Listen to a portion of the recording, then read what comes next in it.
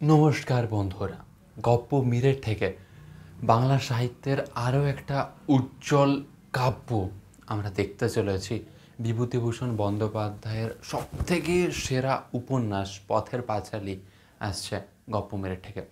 এই গল্পের ক্ষেত্রে আমরা একটা নতুনত্ব ভীষণ রকমভাবে দেখতে চলেছি। এই গল্পের ক্ষেত্রে একটা অরিজিনাল মিউজিক আমরা ভীষণ রকমভাবে দেখছি এবং একটা সাউন্ড একটা গান রয়েছে ভীষণ রকমভাবে, যেটা এই গল্পটাকে একটা অন্য মাত্রা দেবে। ইতিমধ্যে সিনেমাতে তো আমরা এটা দেখিয়েছি।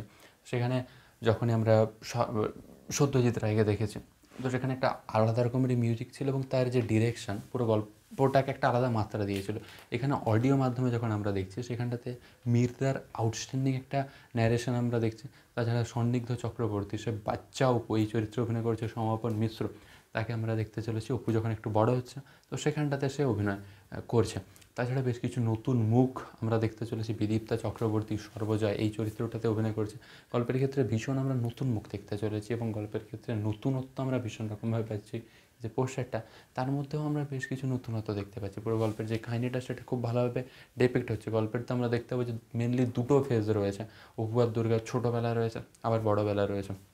পোস্টারে দুটো জিনিসকে খুব ভালোভাবে ডিপিক্ট করা রয়েছে। মির্জার ন্যারেশন আমরা দেখতে পাচ্ছি, বললাম যে একটা অরিজিনাল মিউজিক আমরা পাচ্ছি তিমির বিশ্বাসের গলাতে, পিঞ্জিরা।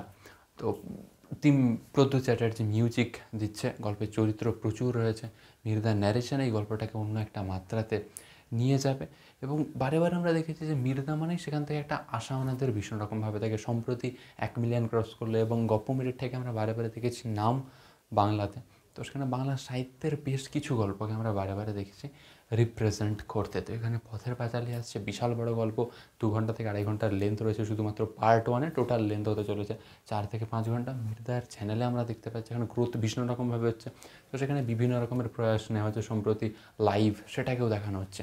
অনেক কিছু ব্যাপার রয়েছে এবং গপ্প মিরের থেকে এরকমই আপডেট পেতে আপনারা ইনোভেশন কার্ডস চ্যানেলটাকে সাবস্ক্রাইব করে পাশে থাকুন। ধন্যবাদ।